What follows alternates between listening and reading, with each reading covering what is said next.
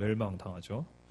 또 하나님의 나라인 이스라엘의 남왕국인 유다도 위기에 봉착했습니다. 아수르의 침략으로 나라가 완전히 폐허가 되었죠. 더불어 지금 간신히 숨이 붙어있는 이 남유다에게 한 가지 예언의 말씀이 선언되는데요. 그것은 장차 이 남왕국도 바벨론에 의하여 멸망될 것이 확정되고 선포됩니다. 그러므로 오늘 본문의 역사적 배경은 말이죠. 암울하고 희망이 없고 참담합니다. 하나님 나라와 그의 백성이 몰락의 길을 걷고 있기 때문입니다. 이는 하나님 나라의 백성들이 자초한 일이죠. 하나님은 위기 중에 이 북왕국에게 하나님을 의지하여 이 위기를 극복할 것을 말씀하셨습니다. 그렇다면 참된 백성의 왕 되신 하나님께서 구원하시겠노라 약속하셨는데요. 하나님은 이를 징조를 구하면서까지 하나님 당신을 의지할 것을 말씀하셨었죠. 그러나 북왕국은 하나님을 무시했습니다. 오히려 사람과 국가 정세를 의지했습니다. 그러므로 멸망당했습니다. 남유다도 마찬가지죠. 하나님께서 끊임없이 회유하셨습니다. 주님을 의지할 것을 권면했고요. 그러나 남유다 역시 사람의 영광, 가시적인 찬란함을 의지해서 폐허가 되고 결국 멸망이 확정되게 됩니다. 고로 하나님은 당신의 백성이던 이들을 신실하게 다루시거나 이들을 구원할 어떤 의무도 이제는 없게 된 것입니다. 그 높으신 하나님께서 낮은 사람들에게 구원의 방식과 길을 여러 번 가르쳐줬고 보였잖아요. 팔을 꺾으면서까지 강권하여서 그들이 구원받을 수 있도록 여러 번 회유했잖아요. 한 번도 아니고 수없이 했습니다. 그러나 오히려 하나님의 이런 회유는 언제나 백성들의 무시를 받았습니다. 백성들은 하나님의 어명을 일방적으로 외면하면서 더 나아가 하나님과 맺은 계약을 일방적으로 파기하는 모습을 보이죠. 불순종합니다. 배신합니다. 언약의 사기꾼들이 되어서 하나님을 등을 칩니다. 그래서 하나님은 더 이상 이들을 축복할 의무가 없습니다. 이유도 없습니다. 여러분 같으면 여러분 자신을 수없이 배신하고 사기치는 어떤 계약의 당사자와 지속적인 파트너십을 유지할 것입니까? 북이스라엘이 아수르에 멸망하고 남유다가 바벨론에 의해 멸망이 확정된 것은 지극히 이 백성들에게 그 원인이 주어지는 것이죠. 이 백성들이 인풋입니다. 그리고 이 결과 아웃풋은 결코 하나님에게 책임이 없습니다. 오히려 오늘 우리가 이 이사야서를 보거나 구약 성경을 보게 되면 하나님도 피해자입니다.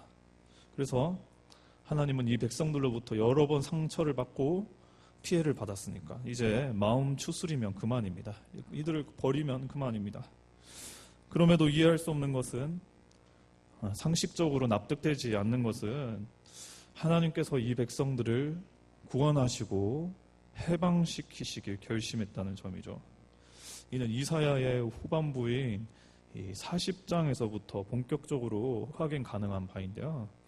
하나님은 이 배신자 백성들을 향하여 위로가 있을 것이다 말씀하십니다. 이사야를 통하여서 지속적으로 백성들을 위로하라 선언하시고 당신을 수없이 속이고 하나님을 손절한 백성들에게 위로를 주실 것을, 구원을 주실 것을 약속하십니다. 하나님은 왜 이렇게 이해할 수 없는, 이성으로나 감성적으로나 이해할 수 없는 이 결단, 구원을 백성들에게 작정하십니까? 우리가 토요일 새벽기도 때 이사야 9장의 본문으로도 확인했지만 물론 하나님께서 워낙 언약에 신실하신 측면이 있습니다. 그것 때문이기도 합니다. 즉 백성들은 언약을 파괴하나 하나님은 언약을 지키시고 갱신하시고 새롭게 하시는 것입니다. 그럼에도 이는 납득되지 않는 하나님의 모습이죠. 아까 말씀드렸다시피 여러분 중 누군가 한 당사자와 사업의 계약을 맺었는데 그자가 그 계약에 충실하기는커녕 배신하고 용서하니까 도리어 사업을 망하게 하고 또 용서하고 축복을 하니까 여러분에게 지속적인 상처를 준다고 생각해 보십시오. 어떤 이유를 막론하고 피해를 준 가해자를 우리가 계속 책임지고 그 계약을 이행할 의무 우리에게는 없는 것입니다. 그래서 하나님의 이러한 태도는 상식적으로 납득되지 않습니다. 그럼에도 하나님께서 구원을 베푸시는 이유가 무엇입니까? 왜입니까?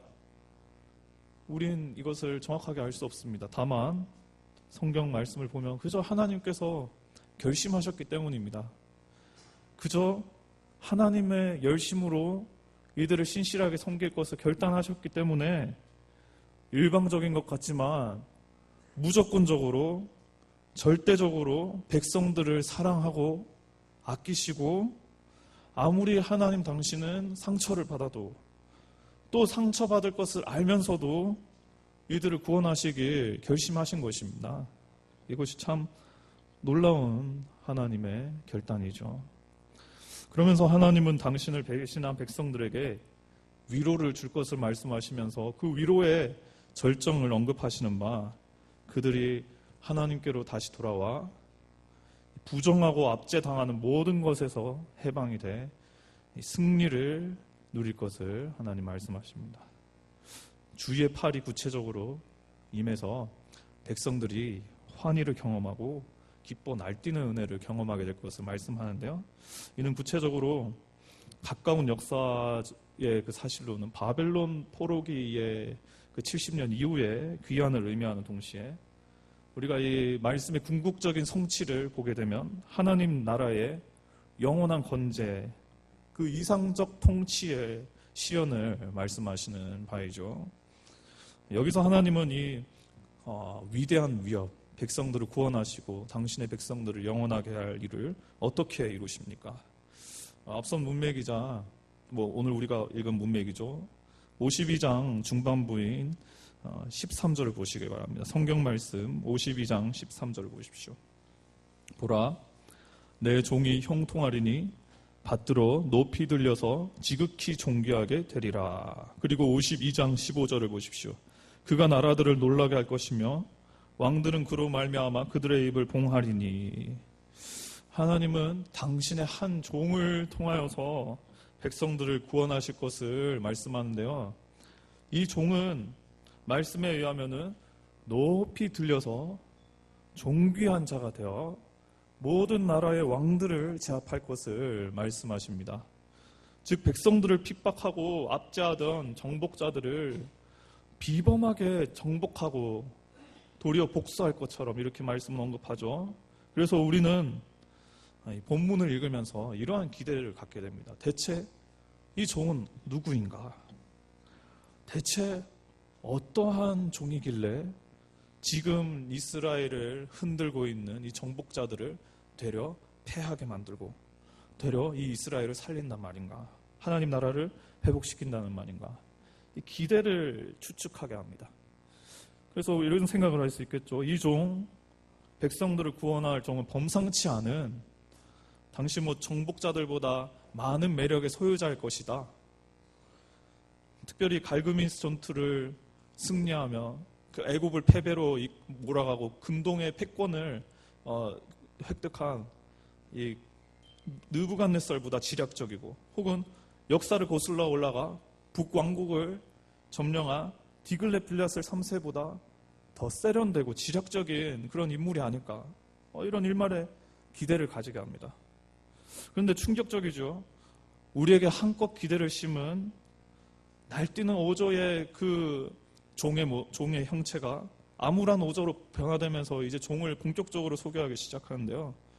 이 종의 모습은 가히 상한 모습의 아주 충격적인 모습입니다. 53장 2절을 보시길 바랍니다. 그는 주 앞에서 자라나기를 연한 순 같고 마른 땅에서 나온 뿌리 같아서 고운 모양도 없고 풍채도 없은즉 우리가 보기에 흠모할 만한 아름다운 곳이 없도다. 이 종은 다른 정복자들을 제압하기에는 너무나 무리가 있습니다. 누가 봐도 흠모할 만한 아름다움이 없음을 소개하고 있죠. 풍채가 형편없다고 평가하고 있습니다. 정복자를 제압할 매력은커녕 3절을 보시길 바랍니다. 그는 멸시를 받아 사람들에게 버림받았으며 간고를 많이 겪었으며 질고를 아는 자라. 마치 사람들이 그에게서 얼굴을 가리는 것 같이 멸시를 당하였고 우리도 그를 귀히 여기지 아니하였도다. 그는 도리어 평범한 사람들에게 멸시당할 그럴 자임을 오늘 본문은 그 하나님의 종을 소개하고 있습니다. 그런데 대체 하나님은 어떻게 이러한 형편없고 상한 종으로 당신의 대적들을 굴복시키시고 당신의 백성들을 구원하며 평안을 허락하신단 말입니까? 이거 말이 안 되는 것 아닌가요? 근데 반전이 있죠. 이 반전은 다소 난해한 방법으로 성취가 됩니다. 곧 볼품없는 연약한 하나님의 종이 백성들의 죄를 짊어짐으로 평화가 공포되고 당신의 백성들은 구원을 얻게 될 것을 말씀합니다. 이것이 참 우리가 이해하기 어렵다는 것이죠. 하지만 길지만 우리가 이 본문을 한번 살펴보겠습니다. 조금 길지만 본문 4절에서 6절을 보시길 바랍니다. 우리가 본문 53장 4절 6절 한 목소리로 한번 읽어보겠습니다. 그는 실로 우리의 질고를 지고 우리의 슬픔을 당하였거늘 우리는 생각하기를 그는 징벌을 받아 하나님께 맞으며 고난을 당한다 하였노라. 그가 찔림은 우리의 허물 때문이요 그가 상함은 우리의 죄악 때문이라.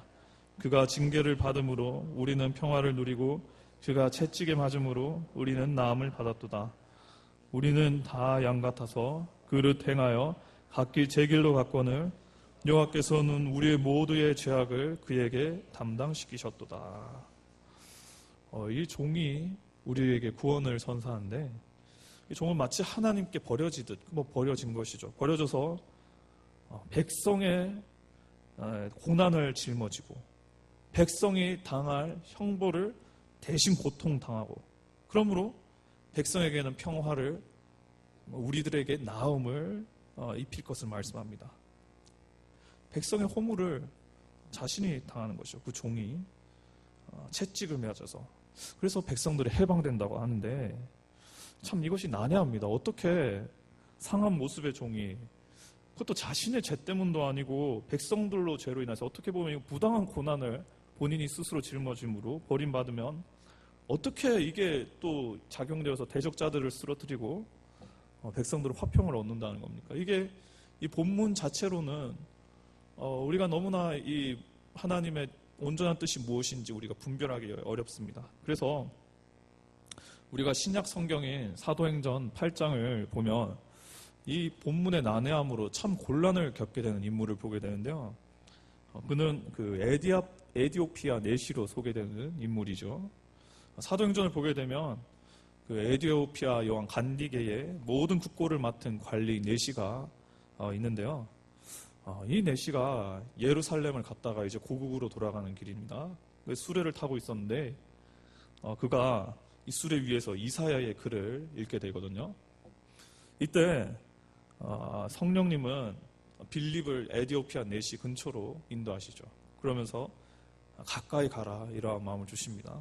가까이 가서 이 내시에게 말을 겁니다. 빌립이 이사야의 글을 보니까 이사야의 글을 읽고 있으니까 이사야의 글을 읽고 있군요. 이해는 잘 갑니까? 깨달음이 있습니까? 이렇게 질문을 하는데요. 그러자 내시는 이렇게 대답하죠. 지도해주는 사람이 없어가지고 이 이사야의 글이 도통 무슨 의미인지 이게 뭘 말하는지 이해할 수 없다. 깨달을 수 없다. 이렇게 말하고 있습니다.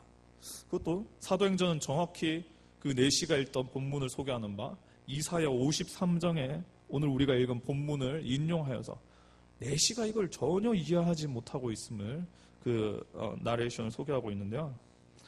이로 보아 오늘 우리가 읽은 이 본문 아무리 고등교육을 받은 한 국가의 총묶음 원수라고 해도 도대체 이 상한 종의 고난 그것도 그 상한 종이 받는 부당한 고난이 어떻게 하나님 나라의 백성을 구원하는지 이해할 수 없고 너무나 난해한 하나님의 뜻이 바로 오늘 본문에 담겨 있습니다. 하나의 큰 비밀이라 우리가 볼 수가 있죠. 그러나 결국 에디오피아 내시가 이 이사야의 글을 이해하고 깨닫게 되는 계기가 있는데요. 그것은 빌립의 설명을 통해서인데, 빌립은 이사야의 글을 이해하지 못하던 에디오피아 내시의 그 이해 못하는 간격을 너무나 만족스럽게 채워줍니다. 그 간격을 채워지는 그 해답, 그것이 있는데 그것이 무엇입니까? 사도행전 8장 35절에서 36절에 등장하는데요. 제가 읽어드리겠습니다. 빌립이 입을 열어 이 글에서 시작하여 예수를 가르쳐 복음을 전하니, 길 가다가 물 있는 곳에 이르러 그 내시가 말하되 보라 물이 있으니 내가 세례를 받음에 무슨 거리낌이 있느냐. 내시가 이 이사야 53장 읽어보니까 이 대체 무슨 말인가, 종이 고단 받아서 우리가 해방을 얻는다는 게 대체 무슨 말인가 이해 못하고 있을 때 빌립이 복음을 전했습니다. 예수를 전했습니다. 예수를 가르치니까 내시가 이해가 가는 거예요. 당장 듣자마자 가까운 물로 뛰어가고자 합니다. 왜냐하면 이 예수를 영접하여서 세례를 받음으로 자신도 해방받고 싶거든요. 자신도 구원받고 싶거든요. 하나님 당신의 백성을 패배의 굴욕에서 구원하시고 빛나게 하는 것, 그러나 이 한 종의 고난으로 이루어진다는 말씀 어렵지만 신약의 계시로 우리가 이해하면 이것이 이해가 됩니다. 해답은 무엇입니까? 이 종의 모습을 성취하신 예수님을 우리가 이 본문에 대입시킬 때 우리가 이제 이 본문을 이해하게 되는 거죠. 한 종이 고난을 받음으로 백성이 해방되고 우리가 평안을 얻는 것. 예수님은 실로 53장 2절 초도의 말씀이 말씀하는 바 조용하고도 순하게 누구도 예상하지 못한 연약한 장면으로 모습으로 이 땅에 오십니다. 그리고 2절 중후반이 언급하는 대로 예수님의 모습은, 외모는 전혀 다른 정복자들보다 뛰어난 매력이 없습니다. 특출난 지위가 있는 것도 아니고 특출난 용모도 언급되지 않습니다. 그리고 충격적이게도 3절 이후가 말씀하는 바 우리의 질고를 대신 짊어지며 예수님은 하나님께 버림받게 되죠. 그러므로 하나님의 말씀이 이루어지는 바 당신의 백성들이 영적 사망의 권세인 바벨론에서 해방을 얻게 됩니다. 그리고 당시 본문을 읽는 그 당시의 사람들은 이 메시아 신앙, 예수님의 신앙에 대한 멸망으로 바벨론 포로기에서 해방이 되는 것이죠. 특별히 우리가 52장 13절을 다시 보았으면 좋겠는데요. 52장 13절 보십시오. 다 같이 한번 52장 13절 읽었으면 좋겠습니다. 보라, 내 종이 형통하리니 받들어 높이 들려서 지극히 존귀하게 되리라. 이 상한 종, 이 부당한 고난을 당한 종이 높이 들려 존귀하게 되는 바, 예수님은 십자가라는 나무 막대기 위에서 높이 들려 지극히 존귀한 자가 되지 않습니까? 그러므로 그 높은 처형대 위에서 52장 15절이 말씀하는 바 대적들을 제압하고 악한 권세들을 깨트리며 그것을 멸하십니다. 성도님 여러분, 성탄절이 얼마 남지 않았습니다. 우리는 성탄절을 기뻐하는데 왜 성탄절 기뻐합니까? 우리가 맞을 채찍, 우리가 당한 질고, 당해야 할 질고, 우리가 받아야 할 형벌을 대신 짊어질 하나님의 종 예수님이 이 땅에 오셨기 때문에 우리는 성탄절을 기뻐하는 것입니다. 그분이 십자가 위에서 우리를 구원하시기에, 그러므로 억압과 업죄에서 약속된 해방을 우리에게 선사하시고 환희의 승리를 우리에게 주시기 때문에 우리는 이 상한 종 예수님의 이 땅 오심을 기뻐하는 것입니다. 앞서 말씀드린 대로 우리는 이 상한 종의 부당한 고난으로 이루어지는 구원과 승리를 결코 누릴 자격이 없습니다. 우리는 이 예수님을 요청할 만한 의가 우리 안에 전혀 없기 때문입니다. 오히려 우리 역시 하나님을 실망케 하는 자 아니겠습니까? 그러나 하나님은 당신의 의인 예수님을 상하게 하십니다. 그러므로 우리의 악을 깨트리시고 우리를 영화롭게 하십니다. 결코 우리의 의는 없는 거예요. 이 복음 가운데 우리의 의는 결코 추가될 수가 없습니다. 오직 하나님의 의인 상한 종 예수 그리스도가 우리 가운데 무조건적으로 주어졌기 때문에 우리는 구원을 얻고 해방을 얻고 승리를 누리게 된 것입니다. 그래서 우리가 이 예수님의 이 땅에 오심을 기뻐하는 것 아니겠습니까? 어떤 용고와 이유로 성탄절을 설레야 하십니까? 유대인들은 보게 되면 오늘날까지 이사야 53장을 읽지 않습니다. 이해할 수도 없고 이것이 우리의 진리를 가지고 있는 기독교 교회에서 예수님으로 연결되니까 그것을 부정하려고 이사야 53장을 읽지 않습니다. 그러나 너무나도 명확한 사실은 바 이사야 53장은 우리를 위하여 작정하시고 고난받기를 기뻐하신 예수님에 대하여 말씀하고 있죠. 그 예수님이 이 땅에 오심으로 우리는 성탄절을 기뻐하는 것입니다. 우리에게 구원을 주시는 십자가에서 해방을 주시는 예수님의 이 땅 오심을 기뻐하고 송영하는 우리 모두가 되길 간절히 소망합니다.